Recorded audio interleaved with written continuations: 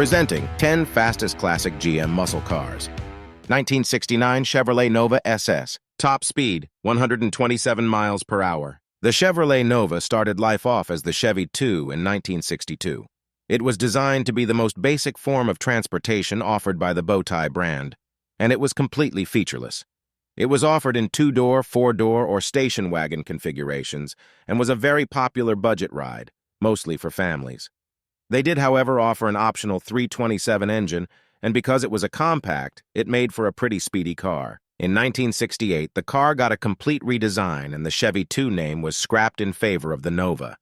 It was still more or less a cheap family car, but Chevy created the Nova SS Performance Package, making it one of the smallest and fastest muscle cars to ever come out of Detroit. The 1969 Nova SS had a souped-up version of the big block 396, which blasted it off the line and made it one of the first sleeper cars. 1970 Pontiac Grand Prix, SJ 455. Top speed, 128 miles per hour. Pontiac unveiled the Grand Prix as an all-new vehicle intended to be something between a personal luxury vehicle and a sports car. It also may have been a Grand Tourer, but whatever it was handsomely equipped with both style and power. It was, for the remainder of the decade, the most expensive coupe Pontiac sold.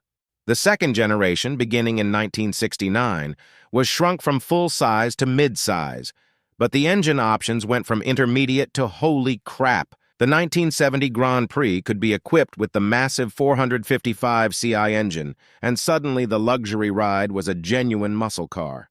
The second-gen Grand Prix was meant to compete with the Dodge Charger, which was wishful thinking despite the newfound power. 1970 Chevrolet Chevelle 454 SS. Top speed, 130 miles per hour. Few cars from the classic muscle car era are as revered or feared as the 1970 Chevrolet Chevelle 454 SS. Like the Chevy 2 Nova, the Chevelle was introduced in the early 60s and could be had as a coupe, sedan, station wagon, and believe it or not, a pickup, as the El Camino was part of the Chevelle lineup in 1964. Also, like the Nova, there was a Supersport performance package that produced some quick cars. In 1970, when GM's silly engine size ban was lifted, the Chevelle benefited with a 454 CI monster. Having once kept the car constrained by arbitrary policies, General Motors now acknowledges the sheer awesomeness of the 1970 Chevelle 454 SS, saying, "No muscle car soared higher," adding it is the rarest of all 1970 Chevelle. 1969 Pontiac GTO Judge Ram Air 4. Top speed, 130 miles per hour. In 1969, all GM cars were still under the goofball rule of no 400-plus cubic inch engines in mid-size cars, but there was another company policy that affected the GTO Judge. Equipped with the Ram Air 4 400 CI engine, the 1969 GTO Judge was rated at 370 horsepower and 445 pound-feet of torque, but was almost certainly higher. For some reason, GM didn't want any cars' advertising power that exceeded the Corvette's so many in this era, just rated them lower than reality. The GTO kicked off the muscle car classic era in 1964 as an affordable performance car. In the second generation, Pontiac came up with the Judge trim package as a no-frills speedster to compete with the Plymouth Roadrunner. With the aforementioned Ram air induction, as well as high-rise aluminum intake manifolds and high-flow exhaust system, the '69 Judge squeezed every bit of power out of that 400 CI engine. 1970 Oldsmobile 442 W30. Top speed, 135 miles per hour. The Oldsmobile 442 was a performance option package on the Cutlass that was meant to compete with the GTO. It became its own model in 1968 and produced the even higher performance special edition Hearst Olds. In 1970, Chrysler stole the Hearst branding away, and it turned out that Oldsmobile could make a serious performer without them. The 1970 442 with the W30 performance package and a 455 CI engine was much faster than any of the Hearst Olds variants or previous 442 model years. A 68 Hearst Olds could run a quarter mile in 13.9 seconds. A 68 442 had the same time, but a 7442 W30 could hit that distance in 13.7 seconds.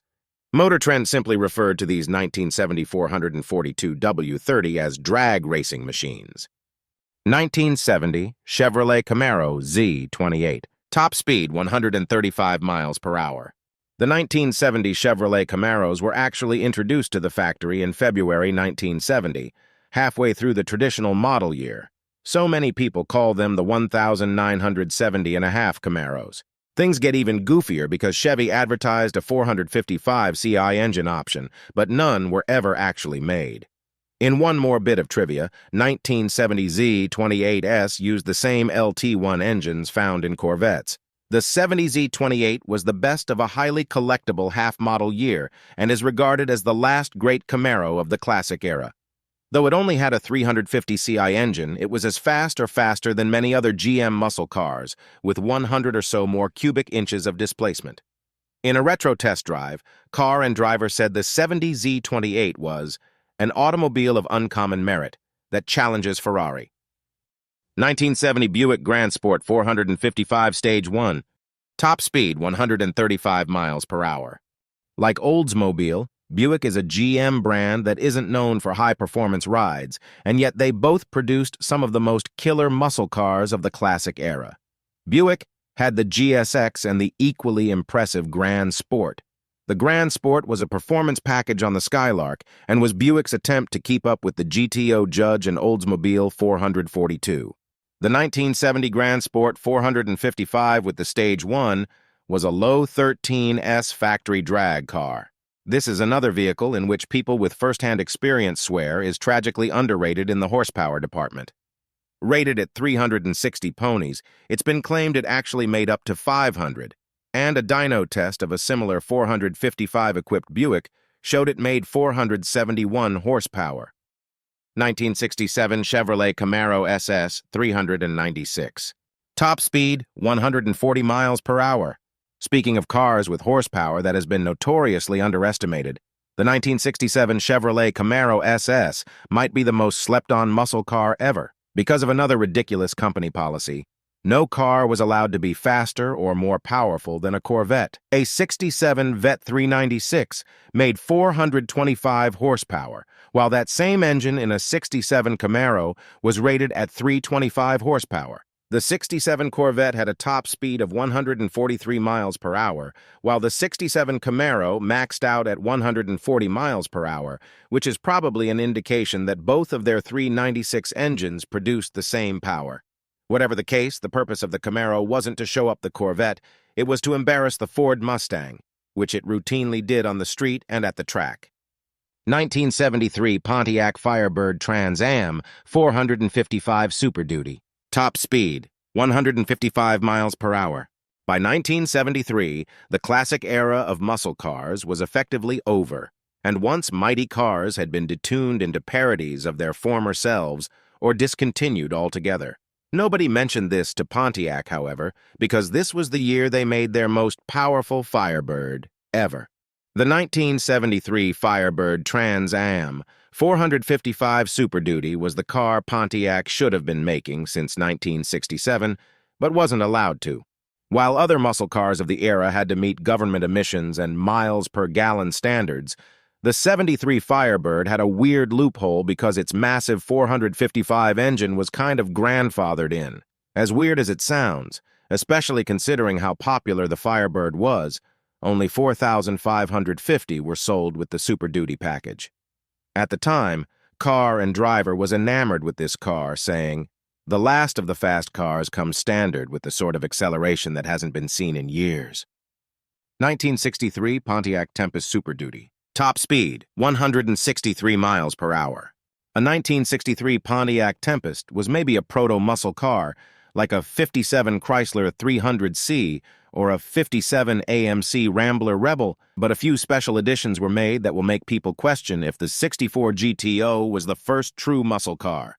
Exactly 12 Tempest Super Duty cars were built to compete in the NHRA factory experimental class, and they were rushed through production because GM wanted to ban all factory-built race cars. A 1 in 6 barn finds 421 CI that went up on eBay with a starting bid of only $500. The owner apparently had no idea what he had, but thankfully the car ended up selling for $226,521, and that was without the engine. Had the car been equipped with a 421 power plant, and it was eventually faithfully restored, it would have been the fastest factory production car of any GM brand ever made.